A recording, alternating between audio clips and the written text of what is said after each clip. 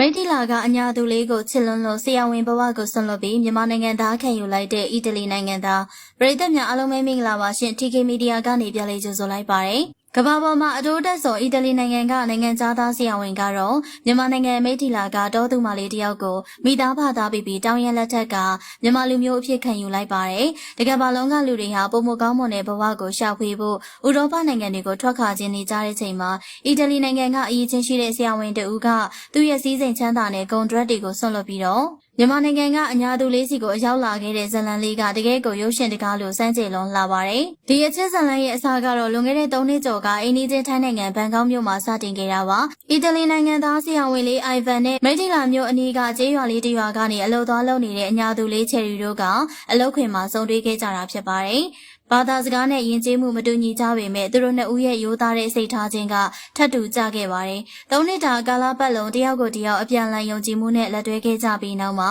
အိုင်ဗန်ကချယ်ရီပေါ်မှာထားတဲ့သူ့ရဲ့အချစ်ကိုသက်သေပြဖို့အတွက်ခိုင်မာတဲ့ဆုံးဖြတ်ချက်တစ်ခုကိုချမှတ်ခဲ့ပါတယ်။အစောပိုင်းမှာတော့ချယ်ရီရဲ့ပတ်ဝန်းကျင်နဲ့ရွာကလူတွေအင်တာနက်ကလူတွေကဒီနိုင်ငံသားဟာတောသူမလေးကိုတကယ်ပဲယူပါမလားအပျော်ကျန်တာလားဆိုပြီးတော့စိုးရိမ်ခဲ့ကြတာအမှန်ပါ။ဒါပေမဲ့အိုင်ဗန်ကတော့လူတွေရဲ့ထင်ကြီးတွေကိုလက်တွေ့လုပ်ရနဲ့အဖြေပေးခဲ့ပါတယ်။သူကအီတလီကနေမြန်မာနိုင်ငံမိထီလာကချယ်ရီရဲ့ဇာတိရွာလေးထိကိုယ်တိုင်ရောက်လာခဲ့ရပါ။ခန်းထားတဲ့ဟိုတယ်ကြီးတွေမှာမဟုတ်ဘဲအညာဒေသရဲ့ရိုးရှင်းလာတဲ့ထရန်ကအိမ်လေးထဲမှာမိသားဖသားပြီးလာရောက်တောင်းရန်ပြီးတော့မြမရိုးရာအတိုင်းမင်္ဂလာဆောင်ခဲ့တာပါ။ပစိုးနဲ့တိုက်ပုံကိုကြကြနနဝစ်ဆင်ထားတဲ့အိုင်ဗန်ရဲ့ပုံရိပ်တွေကဆိုရှယ်မီဒီယာမှာပြန့်နှံ့သွားခဲ့ပြီးတော့ဒါကအချစ်စီရဲ့စွမ်းအားပဲဆိုပြီးအားလုံးကတော့ချီးကျူးခဲ့ကြပါတယ်။ဒီဇလန်မှာအရောစရာအကောင်းဆုံးအချက်ကတော့အိုင်ဗန်ကအီတလီမှာရှိတဲ့သူ့ရဲ့ဆရာဝန်အလုံးနဲ့အခွင့်အရေးအားလုံးကိုဆွန့်လွတ်ကမြန်မာနိုင်ငံသားဖြစ်ခံယူဖို့ဆုံးဖြတ်လိုက်တာပါပဲ။သူကမြန်မာနိုင်ငံမှာပဲအခြေချနေထိုင်သွားမှာဖြစ်တယ်လို့သူတက်ထားတဲ့စေပညာနဲ့မြန်မာပြည်သူတွေကိုကုသပေးသွားမယ်လို့သိရပါတယ်